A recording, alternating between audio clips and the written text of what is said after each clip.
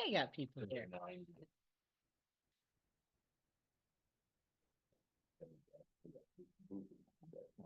Hi, folks. I got set up properly. A broken foot and I'm traveling with a broken foot. Yeah, let's go on first. All right, folks, good morning. I'll quickly share my screen just to allow, I have a screenshot for Kat to use when she puts that all together, wherever it went to. Hold on. Well, maybe not. Let me get this out of the way. There we go. All right. Would somebody let me know if they can see that screen, hopefully? Everybody's good with that? So this is going to be a, whoops. Oh, that does not help me.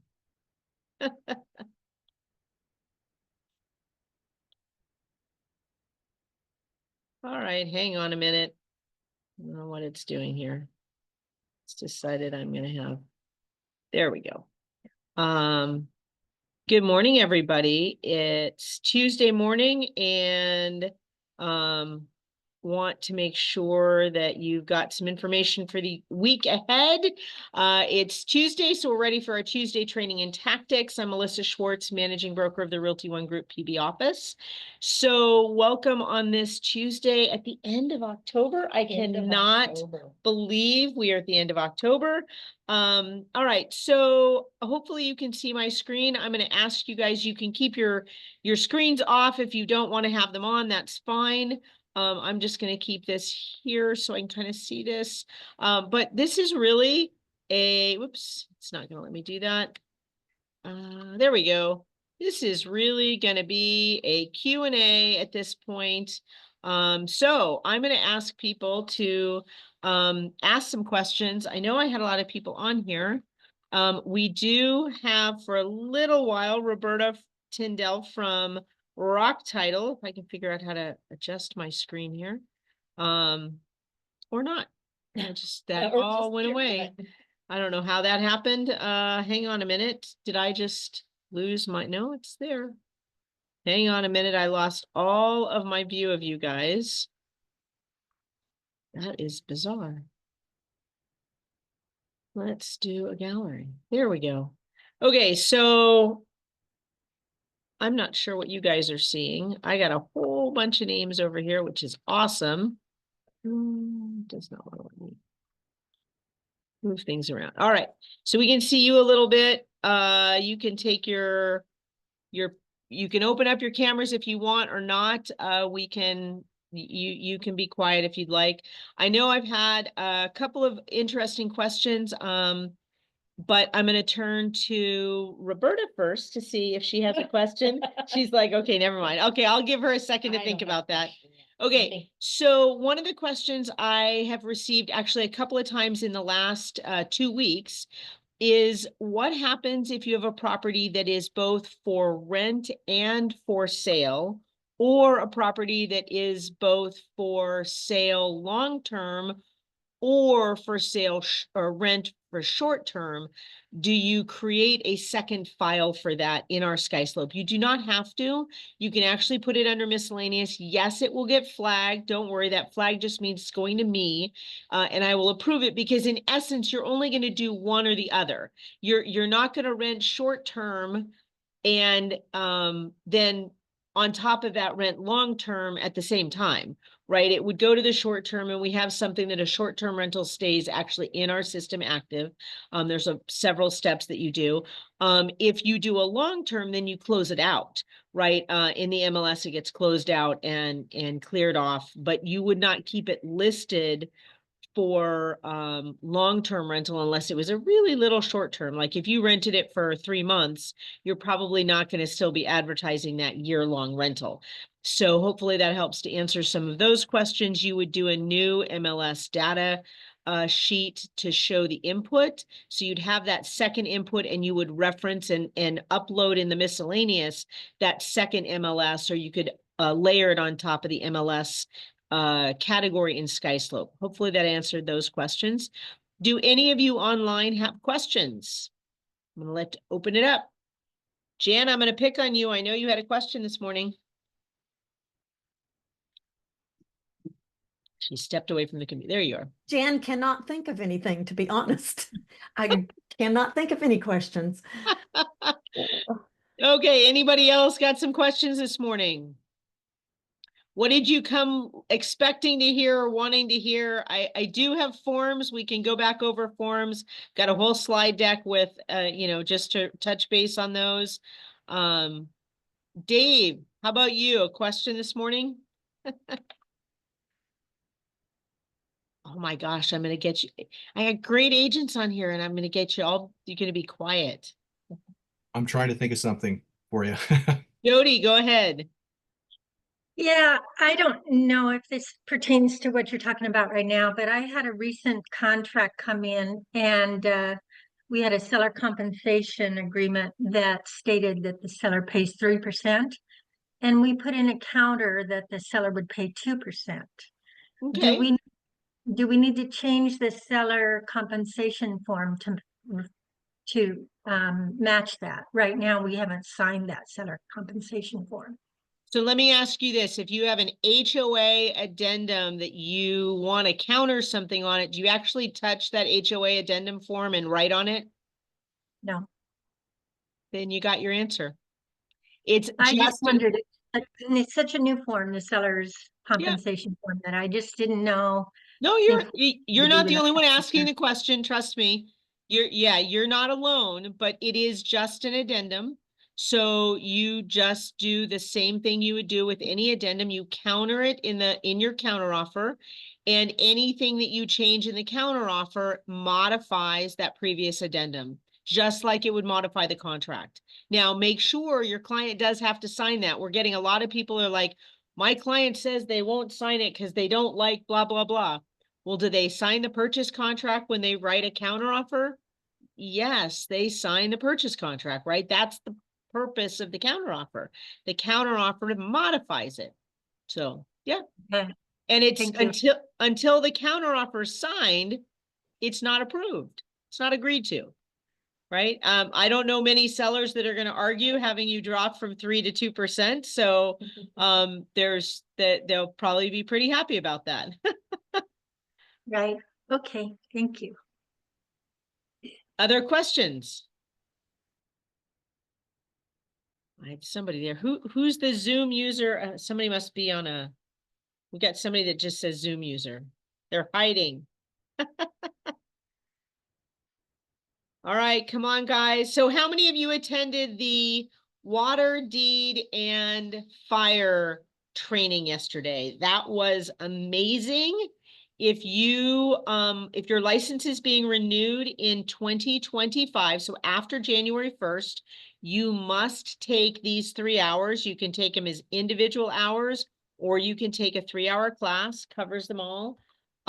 It was fascinating to hear about fire preparedness, basically, and what you can do to help your buyers, or I guess sellers, but really buyers looking to purchase in areas where they might be adjacent to or near a lot of I won't say forest, but vegetation. So up against a mountainside or desert that could have the potential for a forest fire. Quite a lot of information. It was fascinating.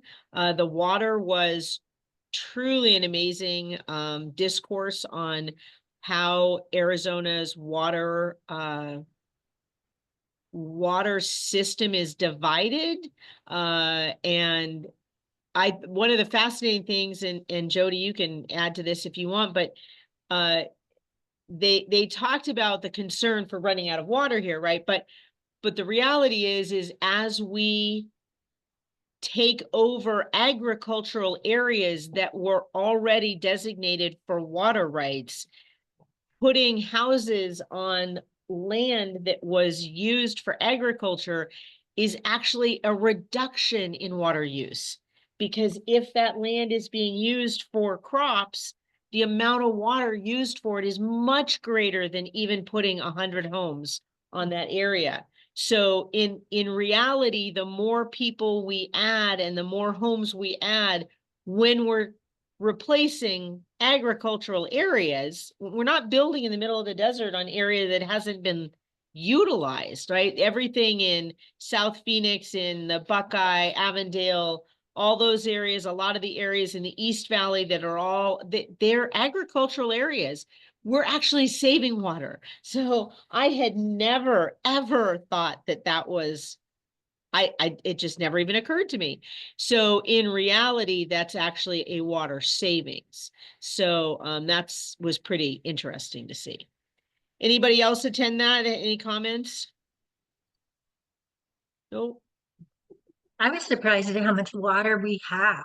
Yeah. I mean, Arizona I didn't write the information down, but it said that for every resident in Arizona, I think we have 8 years supply, every resident in the whole state.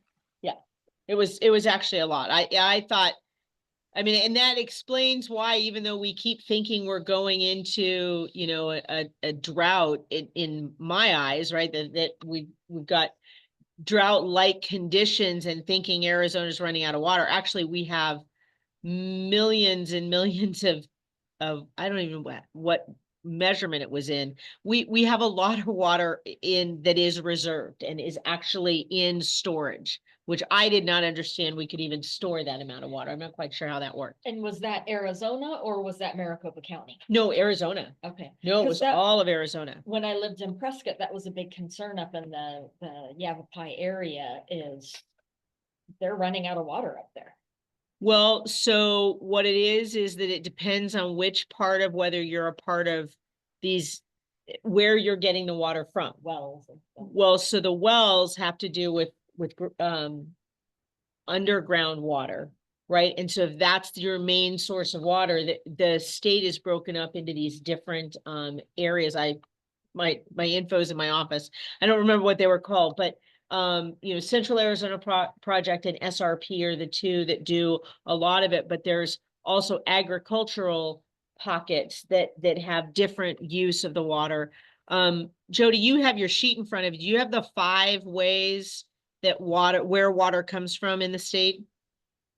It looks like, yeah, the groundwater, Colorado River, which is CAP, the in-state rivers, which is SRP, reclaimed water, and There was a 5th. have the 5th one. That's the 4 water sources. is For what water she- sources, okay, sorry. So, but it's up, so Flagstaff is on something separate. They're doing just underground water. And so, and there are literally hundreds of wells hundreds and hundreds of wells in the state. Some have been capped. I didn't know that you have to like file a permit to close off a well. So it's like if you close a pool down, you actually have to get it permitted that you're closing a pool down. If you're shutting down a well, you actually have to register that you're shutting it down. So, but it was quite fascinating. That was just 1 hour of it. And then the last, of course, was the deed fraud, the deed fraud. And that's getting more and more complex. One of our offices, not this one, but one of our other offices just dealt with it looked like, I didn't hear what exactly happened, but I saw the paperwork and I saw copies of the passport that look identical. I mean, it was crazy hard to tell that it was a deed fraud. But the one thing for all of you, if you get that random call that, hey, Jan, I want to sell this piece of property and you're the lucky agent that I want to talk to. Now I've got 2 Jans on here, but so if you're not somebody that's actually actively marketing to the general public and you get that random call, you have to wonder how they found you. You might want to ask that question. And of course, you'll probably get, oh, I saw you on Zillow or Realtor.com. But think about it, with 70,000 or whatever agents in the Valley, how did they choose you? So they did an example yesterday of some deed fraud and kind of the red flags. This guy wants to sell something worth, $2 million, but he just wants to do a quick sale at 1.5 million. Like, yeah, who gives up $500,000? Like, really? That's kind of interesting. So, and not answering your questions. They kept asking questions, and the guy in the text threads just would ignore some of those questions and not answer them. And they gave other things that you just have to be alert to before you take the listing. They've become more and more sophisticated. Doesn't have to be a vacant property, doesn't have to be just vacant land. We are seeing homes that are occupied, that maybe they're out of town, or they realize that somebody's traveling a lot. And unfortunately, the system we have, I hope you all know, you can register your property to give you an alert if something should change on your title with the Maricopa County Recorders. But the problem is, by the time you get that, it's been sold. And unfortunately, you cannot just reverse the sold status, right? So that's one of the challenges. In order to reverse it, you actually have to go to an attorney, you have to file motions, you have to try to get the property like frozen so they can't sell it again. But trying to you can't just unwind what was done. You do actually have to take action to change it. And that's one of the biggest tragedies, right? Is if you've lost if somebody's lost their property due to a deed transfer that was falsely done, it just doesn't get reversed. Anything you want to add to that? The purchase contract is worded that the seller is going to provide the buyer with a homeowner's title insurance policy, and that policy does cover post-policy forgery. So that will help cover legal expenses and that type of thing. So if someone does find themselves in this tragic situation, we need to direct them back to the title company that actually did the title policy. Yeah, Well, and that's good news. that's on developed property. Not land. Vacant land issues a standard policy of title insurance, and that doesn't have the coverage. Interesting. Okay. Has Rock Title that you know of seen any deed fraud in Arizona? Not that I know of, but the last company I was at actually terminated an escrow officer for a deed fraud transaction. Wow. Because we have training after training after training on what to watch for, and this person chose not to watch the training. So. Were they actively participating, or they just got caught up They in the got caught up scheme? in it. Okay. All right. Yeah. Yeah. Okay. So, anybody have any questions about the deed fraud? I mean, I'm hoping everybody here understands what we're talking about, but the biggest realtors get caught in the quick sale, right? Hey, want you to list our property, or we even have a buyer, just help us process through this, right? It can be one or two of those scenarios. I had an agent up in Prescott that reached out.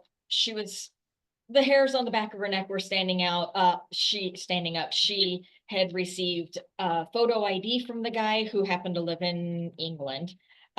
He asked her to list his vacant land. He owned several properties in this specific subdivision, and she just wasn't feeling right about it, but she had already paid a photographer to go out and take pictures. So I got online and started doing some digging and found the actual owner of the property who lived in the US. She reached out to that owner and he said, no, I'm not selling my property. So if you have an inkling, if you have that feeling, then pay attention to it. Yeah, and I would add to that, I mean, take a step back, because I mean, the calls that I get, I mean, you have to wonder, why did they call me?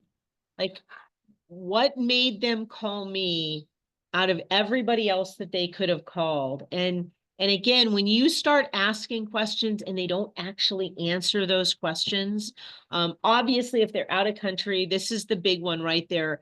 They're out of state, need to sign, someplace else.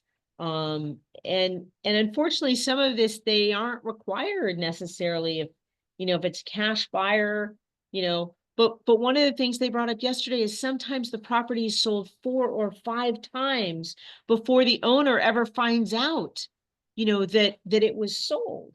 So, and they're still living there, or they own it, whatever it is, and then trying to unravel it's the challenge. There's also a great website called truepeoplesearch.com, and you can do a reverse lookup. If you have the person's phone number, you can plug the phone number in and make sure that that matches the person you're dealing with.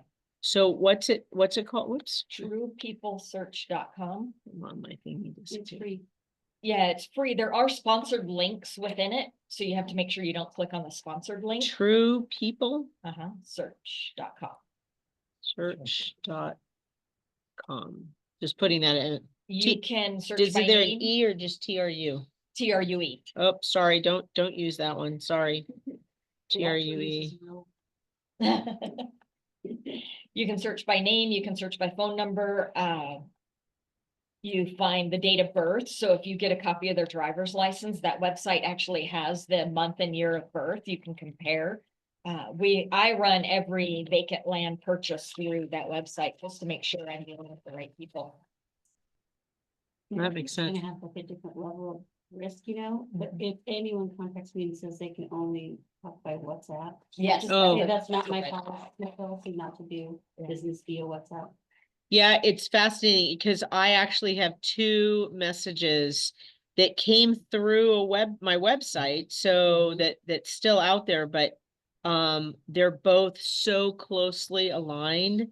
I don't even know where I can find them actually quickly. That's funny. I don't want to say they came under chat, but they both came up almost identical wording, different names. Mhm. Only can contact me through WhatsApp. I just don't even bother to reply.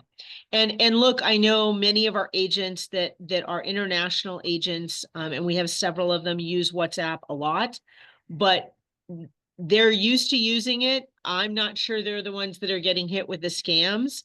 And I do have the WhatsApp application, because I did have a client traveling at one point, and that was how I needed, but I knew the client personally, like And you can do phone calls. right. Which these people don't want to call. Right. No, they don't want to call. They don't want to get on a Zoom, but they're getting more and more sophisticated. Especially with AI. With the AI, they are managing to really manipulate this stuff. Some of what they're doing is putting properties into LLCs. Arizona sadly has a real weak spot for that. You can create an LLC. I'm wondering if this new thing with having to register these LLCs through the IRS as of January 1st, right? Don't we have to register? If you Yeah, guys are transparency. the Transparency Act, it's in my newsletter, it tells you need to register if you have an LLC.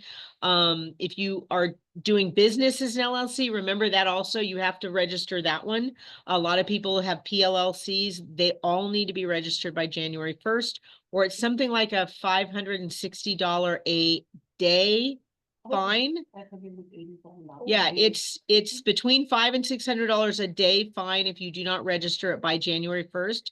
So please look at that. It is in my newsletter. We have it in blue and white just to draw people's attention to it. Make sure you don't miss that. So, all right. Melissa, for Yes, the BOI, there's a lot of companies out there that are sending emails and communication out saying, hey, register your LLC, register it here, $300, whatever the hell. You guys have to be super careful. Some of these sites look really, really, really. no. Go to your CPA, whoever's doing your taxes, double check with them or do it yourself. You do not need to pay somebody $300 You to don't. file this stuff.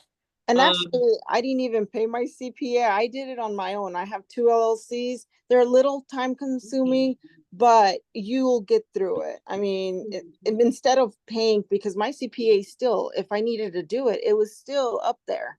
It was a couple of $100 for him, but you Yeah. can do it on your own.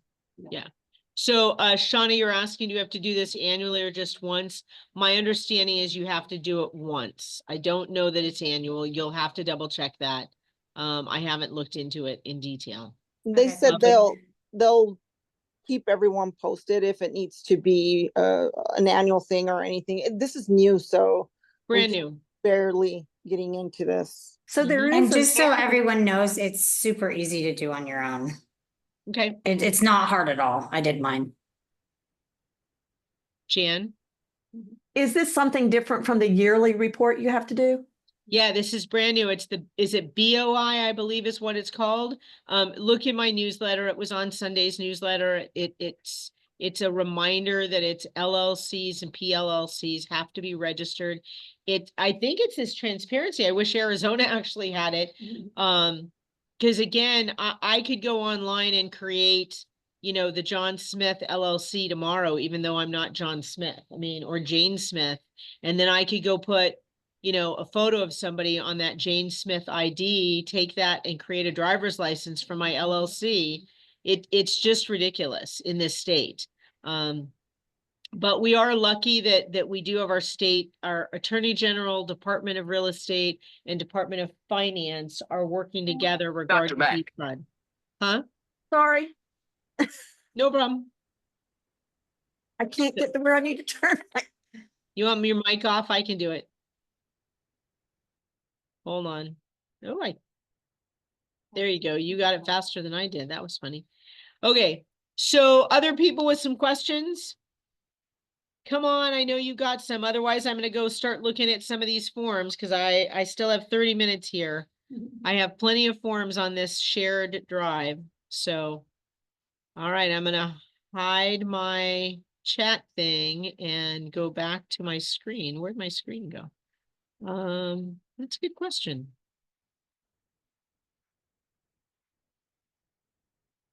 Hey folks, let me try to figure out how I can change what I'm viewing.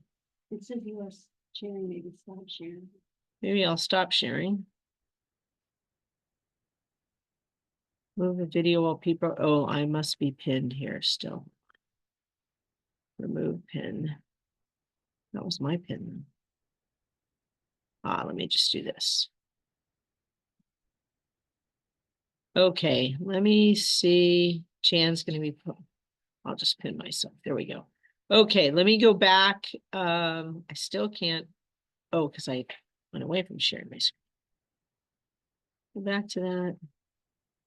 Okay, I'm gonna bring up some forms just so we can look at some stuff, and this may get you to ask more questions.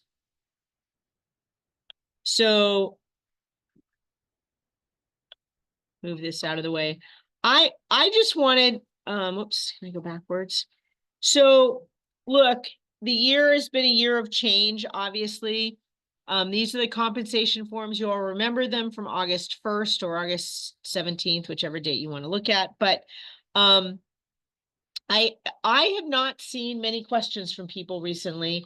Mostly I've seen questions from people that have not done a transaction since the changes have occurred, and they've just called me just double checking.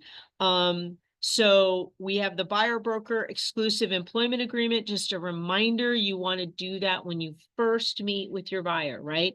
Now, can you use the buyer broker agreement to show property? Yes, you can. But as you'll see in the next slide, you can, but if you have no commitment from them to truly work with you, they can go find somebody else. They can go to somebody else and have them write an offer, even to the property you showed, right? Please understand, procuring cause is gone. You took them to the property on Main Street. It's 2 weeks later, they want to write an offer on that, and they ended up going out for a happy hour, a week ago, and found somebody else that they decided they liked clicking with, and decided I'll let them write the offer for me, even though they never even showed the property. Doesn't matter. They're the one that's going to get paid. Okay. I think the time to use the buyer broker agreement to show property is when you're at an open house and somebody comes in and says, hey, Melissa, this home is great, but there's no pool. And I see that the home 4 doors away has a pool. Really love to see that. I see on Zillow it's for sale, but there's no open house today. Can you show me that home? You're not going to sit down at that point and say, sure, let me go over what my value is. Let me go over what I'm going to provide to you. But you know what, I'll be happy to take you and show you that home 4 doors away. In order to do that, I do need you to sign this. What I would also like to do is set up an appointment to meet again. I'm going to jump to these forms. I don't have the full forms. Okay, so here's my point. On that buyer broker agreement to show property, the biggest thing that I am seeing, guess what information is not on those forms, not filled out on those forms that I am seeing coming in? Any guesses? Hopefully with the compensation. No, compensation's on there. What is not on there? People are not filling out the email and phone numbers and address. Mhm. Why? Yeah. Why? Because we don't do it on any other form. Well, start doing it. And you know what? You can blame your broker. I require it, right? Why would you not fill that in? You're taking your time to meet with this person. Oh, well, they didn't want to give it to me. Fine, then don't go show them the house. Like, are you kidding me? You're going to go show them something and they aren't going to give you a means to communicate with them? No, just don't do it. Like, that's You're- crazy. Like, being that's your used at that opportunity to point. say, what was that? You're being used at that point. Yeah. And I will tell you that every buyer broker agreement to show property that I have received that I have seen, now I don't see them all, right? But that I have seen, has not had that stuff filled in. So it's like, great. All right. So, the ER has changed, obviously, the cab form. Honestly, I have only seen about a dozen cab forms. Almost everything's been the seller compensation agreement. So, or addendum, that should not say agreement, it should say addendum. So I changed the bottom of this. Do not add language to the PC about compensation or commission or paying an agent. Still see it. Not necessarily your agents, but I still see it. That and that. Oh my gosh. Ha ha ha. And that's an SCA. Oh, this is so funny. Okay, I don't know how to fix that. Okay, so she has an SAA in front of her that says, how do I move that? Like, God. The phone, there we go. Okay, so line 10, which says the sale with a percentage of the full purchase price or a dollar line that's blank at close of escrow. So what this actually says, and I know what they meant, but Mhm, this I is know what they meant. not how you write this. So they wrote 2% of the full purchase price or $410,000 at close of escrow. Which happens to be the purchase price. Which means they were trying to get 2% of the 410, but in fact said that the agent was getting the full purchase price as their compensation. And I bet you that they all signed this. Oh, yep, all of them. Awesome. Wow. Asked for a correction and haven't gotten it. So seller's Wow. gonna owe some money to close. Yeah, that won't happen. No. But that is, Yeah. yeah. So I hope everybody understands when you have something where there's a percentage or a dollar amount, first of all, you only fill in one of those. And second of all, neither of them should be the purchase price. That is hysterical. Can you, I need you to send me a clip of that. I would love to have that. Awesome. Okay. So I'm going to go back to this little thing. Because I think I redid this. Did I redo the numbering? So I kind of liked this. I kind of played with it a little bit. You know, when we think about it, the first thing that happens is a listing appointment. The seller works with a listing broker here on what is the left side of the screen to negotiate what compensation they want. Now, we all have to hope that as a part of that conversation with the seller, the listing agent is talking about the benefit of having a separate buyer broker and talking about limited representation and or unrepresented buyers, right? So that should be a part of that listing conversation because there are 3 lines in that ER that need to be addressed. One is, what does the listing agent or brokerage get? Then what does that broker get plus if there's an unrepresented buyer? You guys do need to know that those get added together. So let's say you have 2.5 potatoes, and then the line below is unrepresented buyer, and you put 1 potato on there, that's 3.5 potatoes. So in that scenario, you get those two added together, but your seller needs to understand that you're having to do a lot of work if you've got an unrepresented buyer. So you just need to know how those work out. They plus together, right? Now, if the buyer comes in with their own broker, then there's a new amount in your ER that the seller says they're either going to pay, or they leave it blank with the language at the end. Either way is fine. But let's say there is a number there and you end up representing the buyer as well. So you do what's called dual or limited representation. You would take your first amount as the listing agent plus the amount of the buyer broker, and you add those two together. Now, can you modify that? Yes, of course you can modify that if you want to at that time, specific to that buyer. Why would you modify your entire ER and then have that deal fall apart, and then all of a sudden you've adjusted what you're paying? You don't want to do that. You would do an addendum to the ER, the listing contract, right? That says, with this particular buyer, if this buyer goes forward, because I am now doing both sides, I am going to now make a total of this, right? You can do that.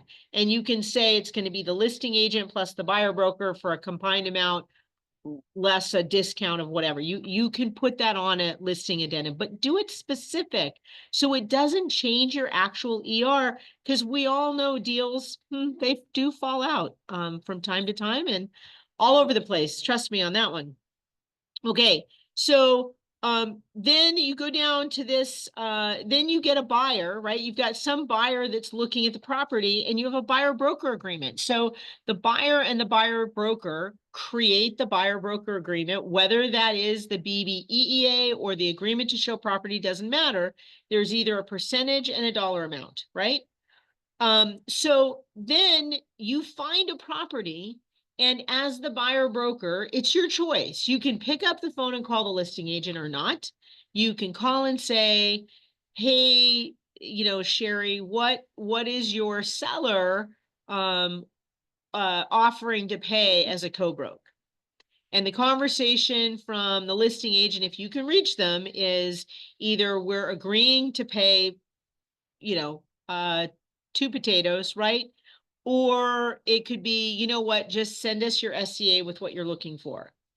I personally have been on the receiving end of a buyer agent that decided to tell me I was full of crap and screwing with his buyer because I didn't give them an exact amount that the seller was going to offer in compensation to him. I said, the seller has said they are willing to pay compensation. Well, you're just going to make my buyer fall in love with the property, and then they're going to get screwed, and I'm going to get screwed, and it's all your fault. And I'm like, wow, that's a lot of hate, dude. Like, I don't even know what to say. Go look at the property, see what you think. But he was livid. So I understand what you guys are going through. All I can say is just communicate what your seller has told you to communicate, and just try to express to the other agent, look, this is what my seller is doing, and I'm more than willing to be communicative. Please go look at the property, see what you think. If you'd like to write an offer, please include your SCA. Or the listing agent said, yes, we're offering 3 potatoes, and I'm sending over the CAB form, sign it and get it back to us with your offer. Awesome, right? Great, then sign the CAB form. What's the biggest mistake agents are doing with the CAB form? Anybody got a guess?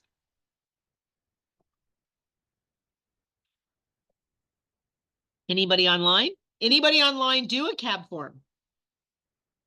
I can't see you guys, so somebody unmute. Have you done a CAB? You haven't done a CAB? Anybody online done a CAB? I did a CAB. You want to know the mistake I made? Yes. Thanks, Dave. Everyone's like, hurry up. What is the first condition in the CAB form, on the CAB form? Says this form is contingent on number one.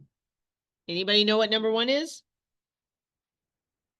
It must be delivered on or with or before you deliver your offer. So I found out the hard way, right? Because it gets sent to you. You're the one signing it, not your client. Your purchase contract is all on transaction desk, aligned, Authentisign, whatever, not aligned, Authentisign or DigiSign, right? You're all on technology, and this is sitting over here. It's a nice little piece of paper. I threw it in my folder. Guess what I didn't do? I didn't send it with the offer. It was signed. Oops. Got it all done. Go ahead, Dave. I just said, oops. Yeah, I would Oops. probably take a picture and then upload it to Transaction Desk and then send it that way. Yes, I could have scanned it in, and I did scan it in. I just didn't include it because you're doing it, not your client. I was so focused on my client, right? Trying to get all of their stuff, making sure, and it was a first-time home buyer, making sure that they were understanding everything, and totally forgot about me. Because what am I not used to thinking about in a transaction? I'm Right. not used to thinking about my compensation. Right. Right. So this literally was like the first week of August, and the other agent was fine. It was an owner agent, so he laughed. He didn't even know what he was doing with the cab form. He totally didn't understand the dang form anyway. But I will tell you that is the biggest concern, guys. You've got to deliver it. So you may not find a friendly seller on the other end. Again, I had an owner agent, so he was very nice about it. And I sent an addendum because the contract says it's contingent on that being delivered. So I made a cute little addendum to say, well, all parties agree that this is now being delivered and it's still valid, because it says it's not valid, right? If it's not delivered with that or before that, it's not valid, folks. It's contingent on that. So please understand that. It's not like you can just say, I'm just going to ignore that. That's like saying, yeah, I'm going to ignore the Binzer deadline. No, the Binzer deadline hits, it's over, right? So please understand that. All right. So you've got that compensation between brokers on the bottom, the cab form, and then you go up to the seller compensation addendum, the SCA, right? And then the fourth one is the seller paid concessions to buyer. I think 95% of the time, everybody is trying to avoid that last step because that has more ramifications on what your limitations are, because that actually impacts your loan and all those things with regard to the loan and what they're allowed to do. So be careful if you get into that red area with the seller paid concessions. But the seller compensation addendum, I would say we are seeing 90 to 95% of the time. Any questions on this cute little map? Or flow chart, whatever you want to call it. Nope. All right. So how many of you are doing retainer fees? Anybody doing retainer fees with your buyers? I do.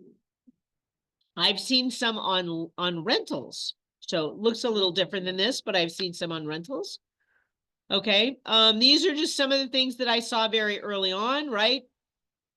Check only one and fill in the compensation. Per home visited will be negotiated. You cannot do that, folks. Must be an ascertainable amount. Must be something we can look at this and know that there is a dollar amount associated with it. So then this is a good one, that they're only going to get $1. Well, that's good for them, I guess. Again, they've missed the boat down here on the bottom one, 2.5%. And then they check the box other to be compensated by seller or seller's broker. Yeah, that doesn't work, folks. That's a part of your negotiation. You can't put it in your buyer broker agreement. You certainly can explain to the buyer, right?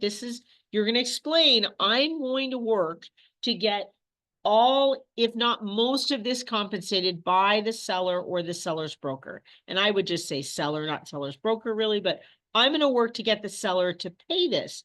Now, if they don't agree to, the buyer has the right to what?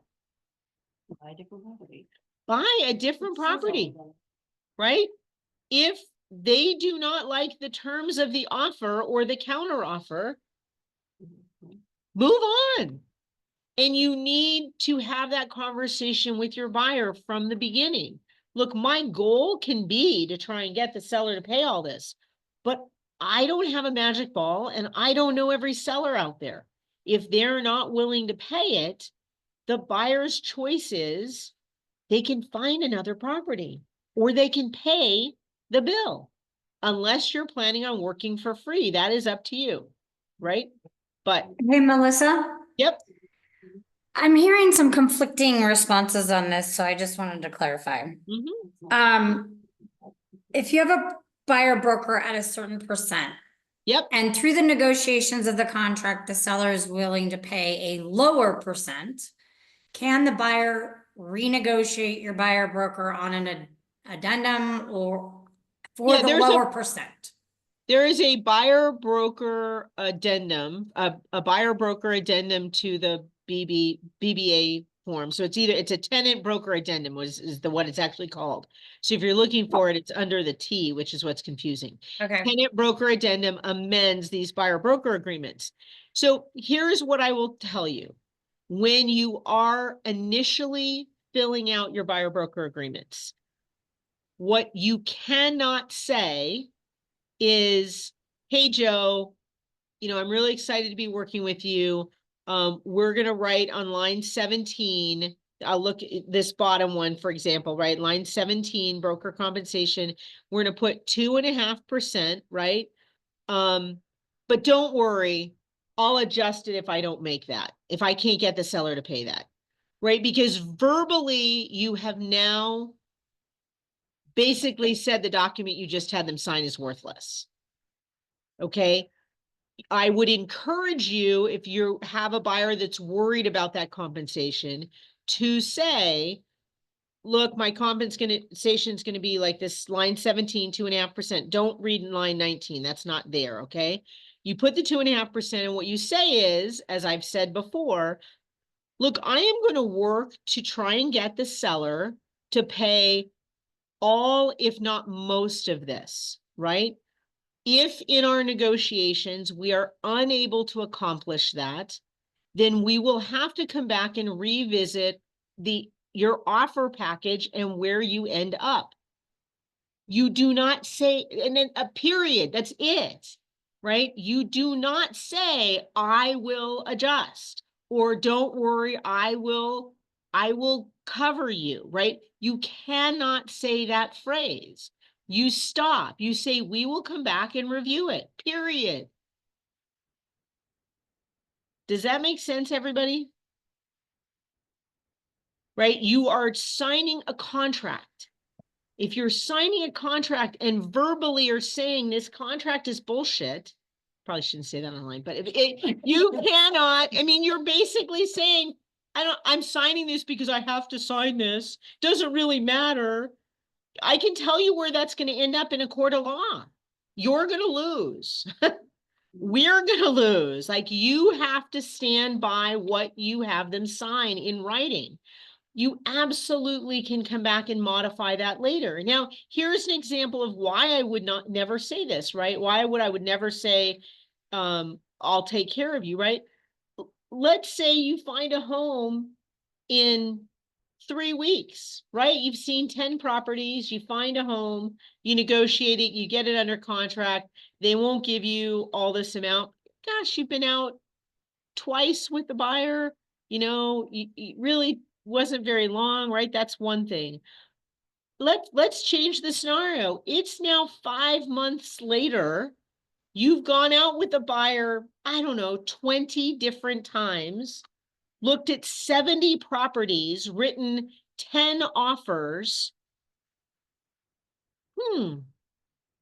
How likely are you in that scenario at that point to say, sure, I'll take 1% now? Now, maybe you are because you just want them to be gone. I get that. But the point is, you have worked damn hard for every dime you're going to make, right? So you have to be very careful, just carte blanche saying, don't worry, I'll take care of you. You don't know what take care of you means at this moment.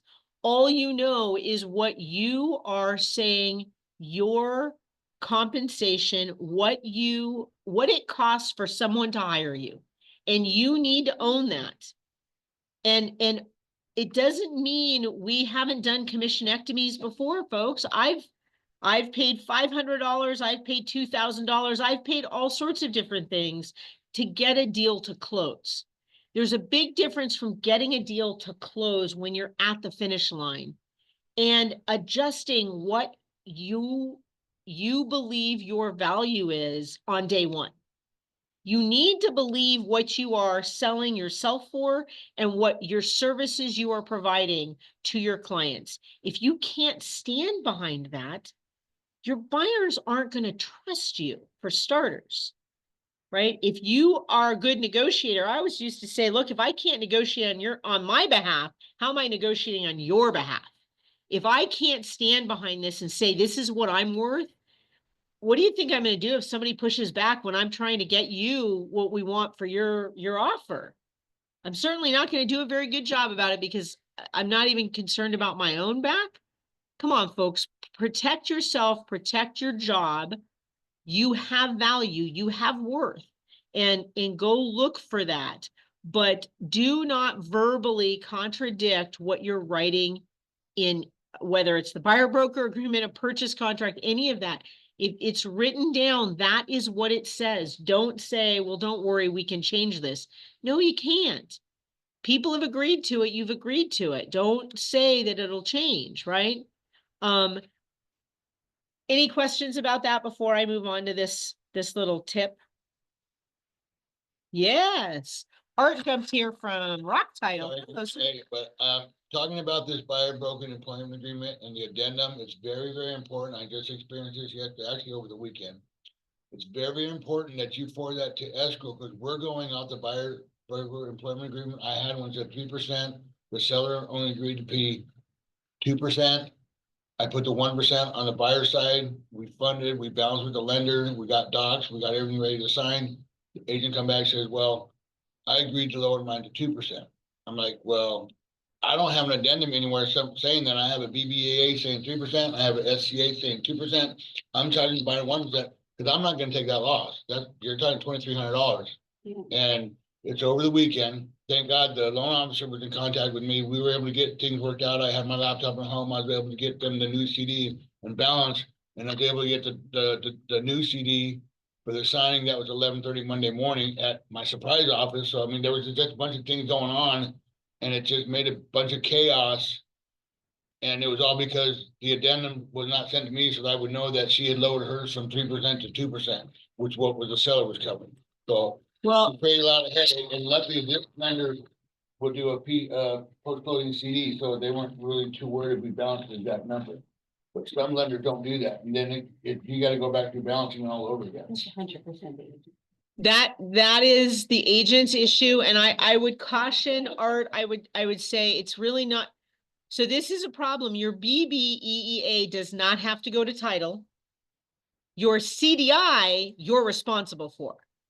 And if you can't do your CDI correctly and show the credit, which should have shown up on their CDI, when you got that CDI that didn't have a credit there should have been a phone call that happened at that point. But the buyer broker agreement does not have to go to title. You do not send your ER. We send a CDI.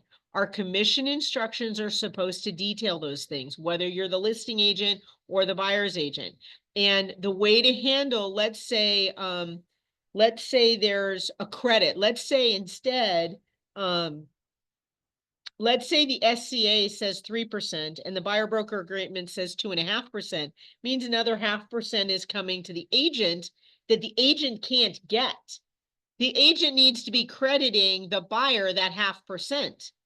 And agents, you need to be doing that correctly. Now, we are seeing those getting flagged in our system, but some of this stuff, sometimes when you don't load it, you talk about not seeing an addendum. If the addendum's not loaded in there, I don't know there's an addendum, right? So you need to be communicating those things. And yeah, if you're making those mistakes, that could be a huge mistake that could cost you a lot.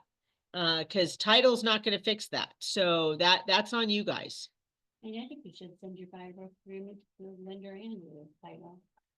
Well, if the buyer is paying if the buyer is paying any of your fee, the buyer broker agreement does need to go to the lender because they do need to see that the buyer is paying that.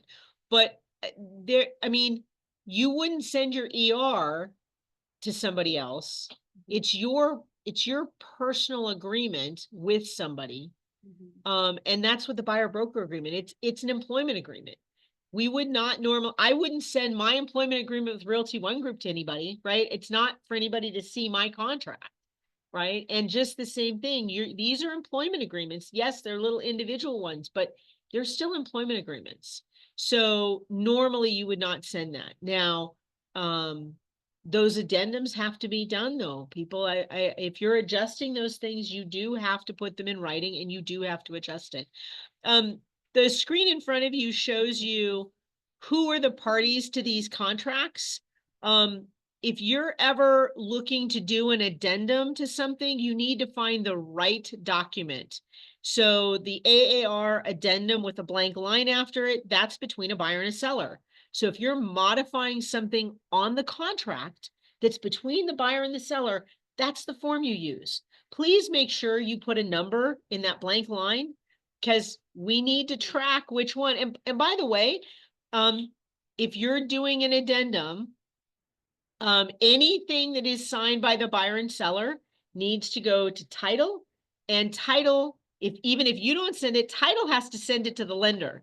So this is why we say on addendums between the buyer and seller, please do not put down that, the seller agrees to provide, $5,000 in lieu of repairing the flood damage to the back half of the house, right? All you say is the seller's providing closing costs for the buyer, period, because honestly, title is required in the contract to pass that information on to the lender, okay?